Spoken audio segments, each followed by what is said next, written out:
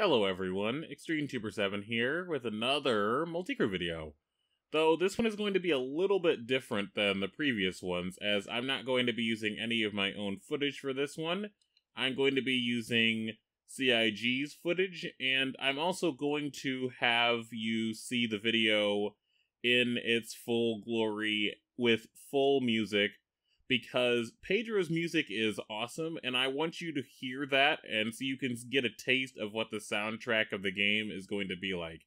Then I'm going to extrapolate the footage again, and then I'm going to actually explain what you're seeing, as well as transitioning into another video, which also showcases another bit of what we can look forward to in terms of the persistent universe.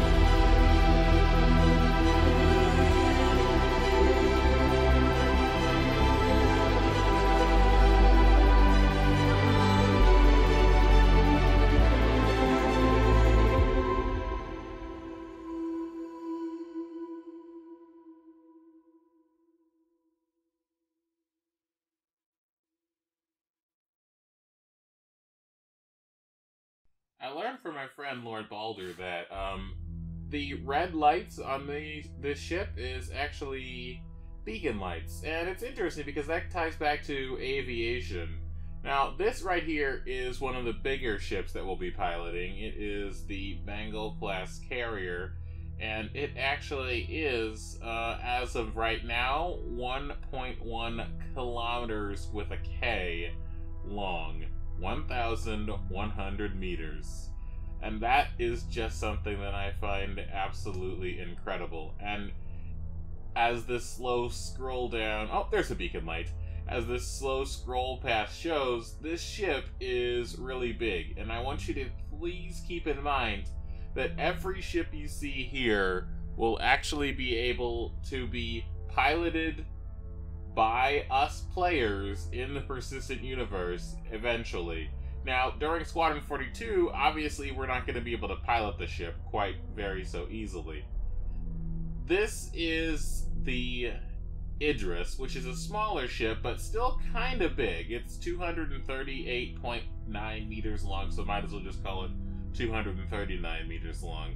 I don't remember how wide it is, but it's still pretty darn big. The Idris is actually a very old ship, and the Morotor is something that I'm not going to link, but in that video that you can see for yourself, the Morotor actually tells you a little bit about the history of the Idris and how it was used during the Messer era, during the, what we're going to call, Space Inquisition. Let's just call it the Space Inquisition, where they were very anti-alien in the UEE, and Messer just capitalized on that to become powerful, and he was just a bit of a warmonger.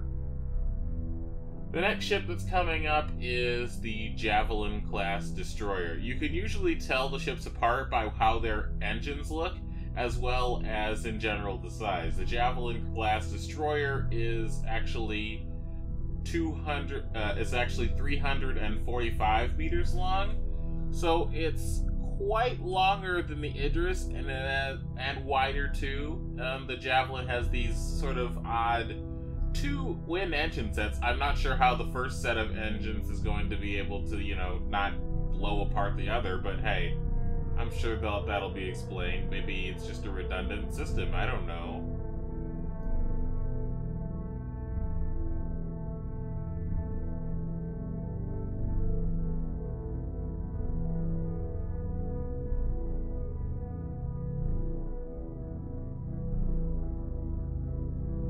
I also really like the planet visuals that are in here. Now, I'm not quite sure what this ship is.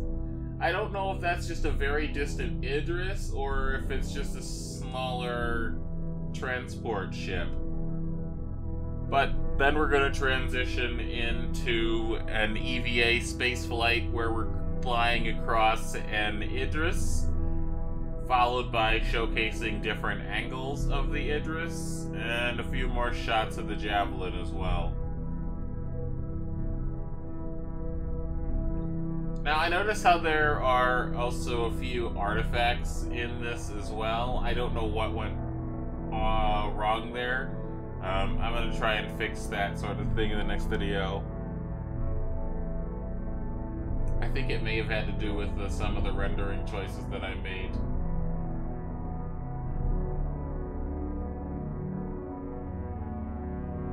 God, that eclipse is so beautiful.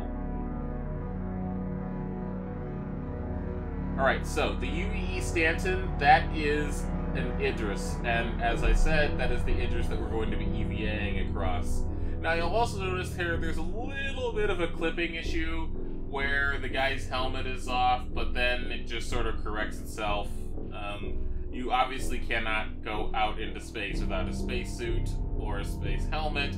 You will die. Right now, it's just sort of a press this button if you don't have a spacesuit on, you will die. But later down the line, it'll actually have an oxygen system to where it will detect whether or not you have oxygen, so you can't glitch out of the station or anything like that to be able to wear no spacesuit, or to be able to not wear a spacesuit and fly like that. It's cool now, and we're taking advantage of it for cool shots while we can. Eventually we'll be able to actually take off our spacesuits while we're in our ships, because artificial atmosphere and all that. But right now we have to glitch out.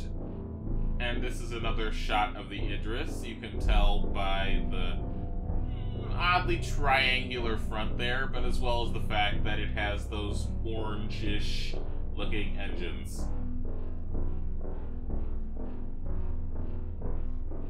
I still find the Idris to be gigantic, even though it's one of the smaller capital ships.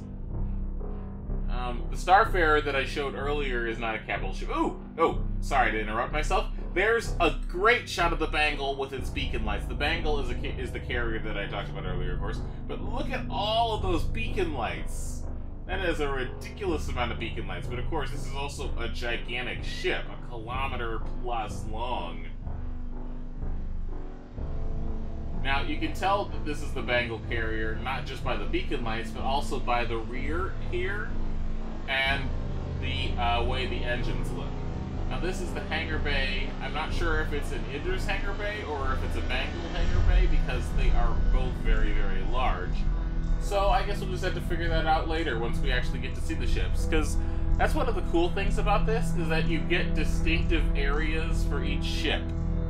Like, eventually they're going to make it so that you would be able to tell at a glance what ship you're on based on the design of the hangar bay, the med bay, the mess hall, things like that. I'm going to go and guess that that's an Idris, though. And this, I'm not sure why they put this shot in here. It's basically a shot of an Argo-class transport carrier. Or not carrier, Argo-class transport ship with a moon underneath it. I guess it just sort of made for an interesting shot, maybe. I really don't know.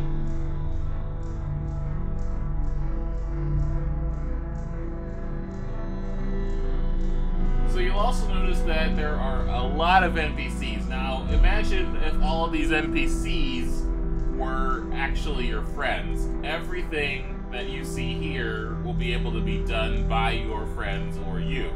So all of these roles being filled, all these people sitting in these stations, those are things that are going to be able to be done.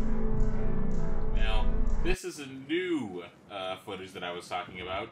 It's actually taken from the CitizenCon demo, where they showcase the Javelin-class destroyer, albeit crashed and kind of ruined. There's also some nice weather effects here, with that sandstorm being in the distance there. It isn't just a static sandstorm, it actually is going to be getting bigger and closer to us. Now this is also a ship that he's riding on here.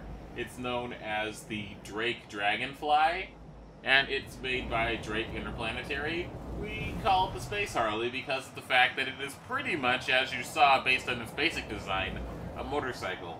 It obviously doesn't have a jump drive or a quantum drive because it's a space motorcycle, but that's one of the things that makes it so that if you're going on, let's say, a rough surface, it'd be your all-terrain vehicle equivalent.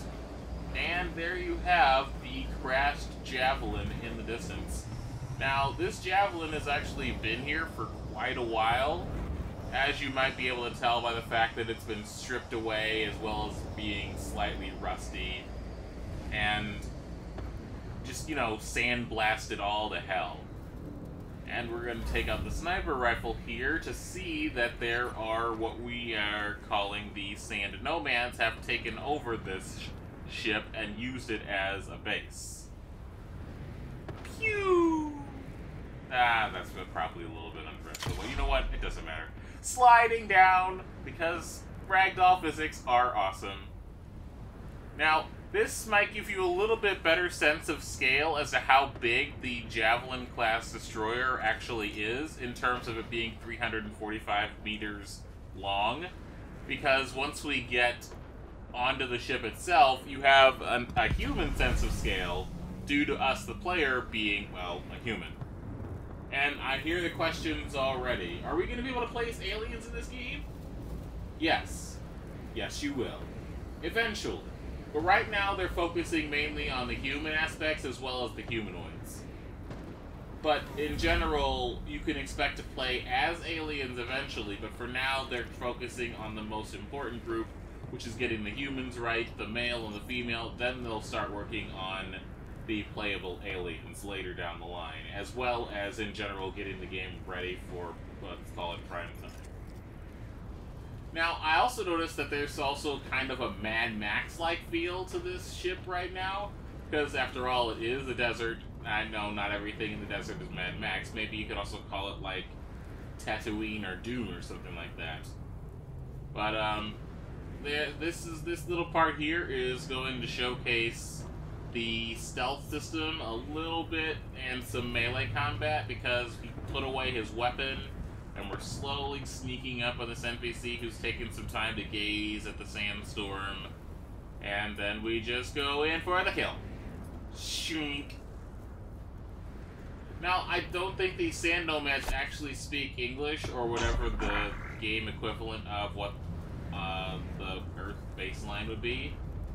But normally, if they didn't have God mode on here, this sandstorm actually would be able to kill you if you stayed out in it too long, because there are environmental hazards that happen all the time. Like, for instance, those things just got blown off because of being buffeted by the sandstorm. I don't think the shields are up, but we do have glass that is protecting us still, so there's that.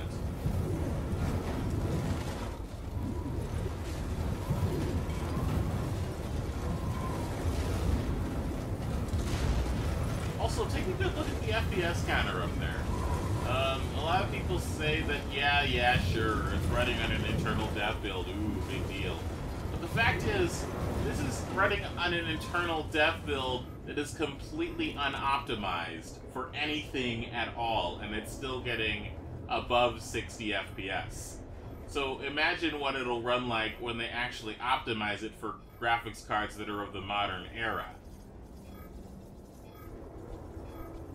I'm surprised they didn't use stealth here, actually, because of the fact that it would have been a lot easier, and that particular sand nomad may not have even seen you.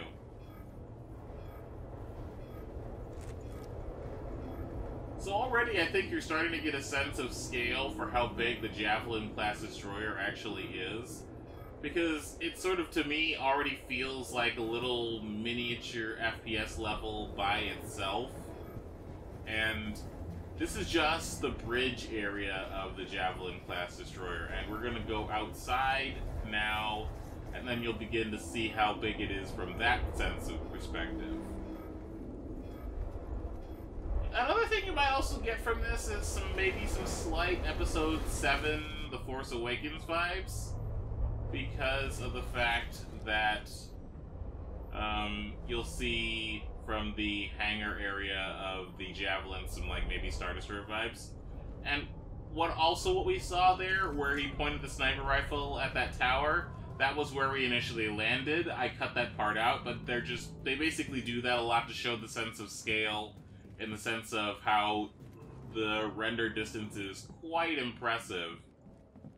But yeah, this is the hangar area, and as I said, you might be getting some Star Wars Episode 7, The Force Awakens, if you've actually seen that. Maybe you haven't, I don't know. That's bad of me to assume.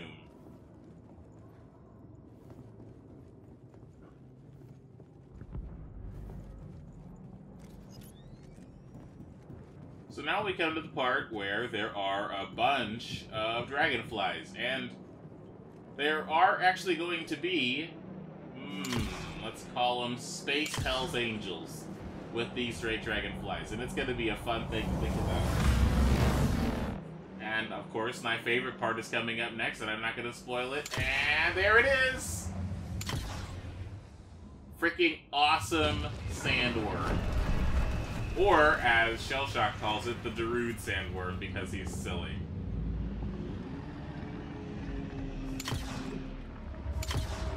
And then, we're going to do a zoom out, and that's going to be the end of the video. I am definitely going to be thanking my patrons right here. Thank you to Rayneth, KCB, Walker Trips, and Nameless Hollow, whose names you're going to be seeing scroll across the screen right now. And I also changed the video to make it pop a little bit more, shall we say. And then we're going to see that all of that we just saw took place on a very, very, very, very small section of the planet. Thank you all for sticking around with me, and please share some love around. Give me some love, give me some hate, doesn't really matter. I will respond to both. This has been Extreme Trooper 7 giving you another multi-crew demonstration video with more to come.